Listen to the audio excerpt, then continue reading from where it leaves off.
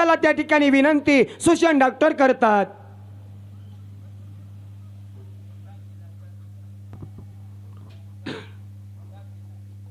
प्रभु रामचंद्र चंद्र भगवान की जय.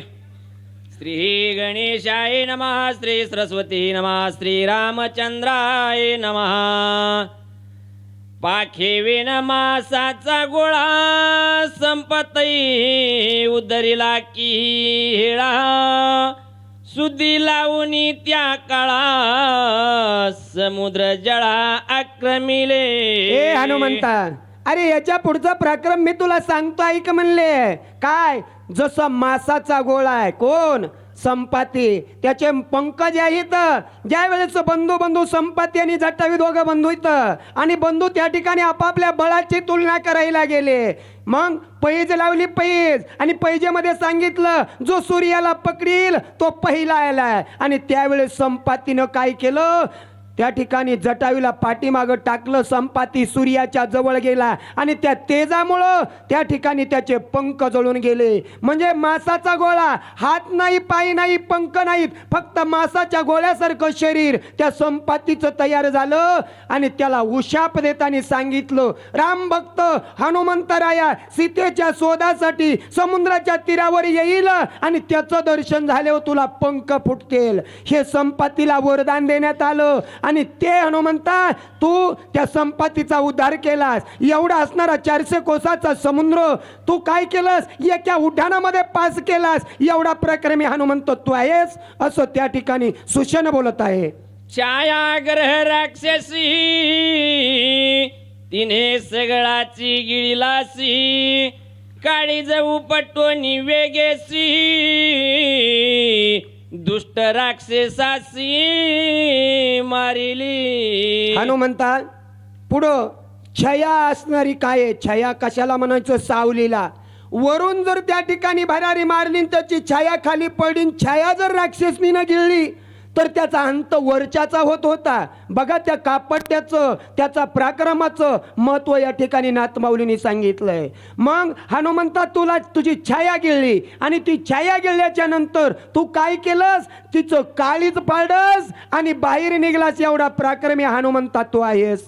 सुरसा दानवाची माता न मारोनी गेलासी परता पाय देवोनी पर्वत माता तेही तत्वता उद्धारिला.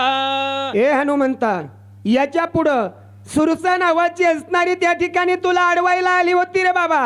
आणि अडवाई आलेली तिचा तू काय केलास? छेद नाहीस केलास का? तर कश्यप तनया ती माता समजलीस, गुरु माता समजलीस आणि तिला ती उदान दिलंस. आणि काय केलंस? त्या पर्वतावर पायाचा भार टाकलास आणि पर्वत तू पाण्यामध्ये घातलास. एवढा पराक्रमी हनुमंता तू आहेस. आणि एवढा असताना माझ्या रामाच्या बंधूला उठवण्यासाठी कार्य करावं लागतंय, असं सुषण बोलतो. अति दुस्तर समुद्र तीरा तुझा पराक्रम कपिंद्रा जाओनिया परतीरा केले चरित्राते के. ए हनुमंता, हे 400 कोसाचा असणारा समुद्र उल्लंघन केलास, पैल तीराला गेलास आणि तो पराक्रम झालेला मी सांगतो ऐक म्हणले. झाडा घेऊनी मध्यरात्री लंका शोधिली मारुती करुणी रावण सभा पालती सीधा निश्चिंती शोधिली. ए हनुमंता, अरे मध्ये रात्रीच्या टायमाला तू लंकेमध्ये गेलास, लंकेमध्ये धुंडाळी घेतलीस, राजा रावणाची सभा त्या ठिकाणी अंधारात पाडलीस. एवढा पराक्रम हनुमंता तो केलास. आणि हे पराक्रम करायला, हे कार्य करायला तुला काही अवघड नाही हनुमंता, असं सुषण बोलतो. 14 सहस्त्र वनचरो तुवा मारिले एक सरो माझे जोडोनी समग्र वन चौफेर विध्वंसिले. ए हनुमंता, 14,000 जे बनकर होते ने, अरे तू एका क्षणात 14,000 जणांचा घात केलास आणि ते विध्वंसन कशाचं केलंस? अशोकवनाचं केलंस. एवढा प्रक्रमी हनुमंता तू आहेस, म्हणून मी तुझ्याकडे हे काम सोपवतोय असं सुशन बोलत आहे. जंबुमाळी प्रधान पुत्र हो, तुवा मारिला आकया कुमार हो, इंद्रजिता सारिका करुणी क्षत्र हो, रणी सत्वर गांजिला. ए हनुमंता, अरे जम्बूमाळी प्रस्थप्रधानाचा मुलगा आहे आणि त्याला मारलंस. राजा रावणाचा लाडका मुलगा असणारा अक्षया कुमारी याला मारलंस. आणि इंद्रजित, इंद्रदेवाला 21 वेळा जिंकणारा जो इंद्रजित आहे त्याला पण तू त्या ठिकाणी धडा शिकवलास हनुमंता, असं त्या ठिकाणी सुषेण वैद्य बोलतात. दे कोणी सम्मुख रावण, तुवा करोनी पुच्छासन, तिखट वाग वागबाणी करुण, हृदय दशासन विधिला. हे हनुमंता, अरे याच्या पुढचा पराक्रम तुझा सांगतो ऐक म्हणले. राजा रावण सिंहासनावर बसला होता आणि तो बसलेला पाहून तुला त्या ठिकाणी काहीच दुसरी गरज नाही लागली. अरे शेपटीचं सिंहासन केलंस आणि राजा रावणाच्या सिंहासनाच्या बरोबरीनं बसलास. आणि जसं वाघबाण, वाघबाण कोणता? बाण ज्या वेळेस मारला जातो त्यावेळेस हृदयाला जाऊन भिडतो. आणि वाघबाण म्हणजे शब्दबाण, त्या ठिकाणी राजा रावणाच्या हृदयाला खोचणारे शब्द हनुमंता सिंहासनावर बसून बोललास असं त्या ठिकाणी सुषेण वैद्य बोलतात. अंगी लावूनी पुचासी, जाळिले जाही मुकासी, भस्म करोनी लंकेसी, सीता शुद्धी आणिले. ए हनुमंता, अरे पुढं काय केलंस? शेपटीमध्ये मर नाही म्हणलास त्या राजा रावणाला. आणि राजा रावणानं तुझ्या शेपटीला त्या ठिकाणी चिंध्या गुंडाळल्या. अहो चिंध्या नाहीत पुरल्या, सर्व नगरी नागवी करून सोडली.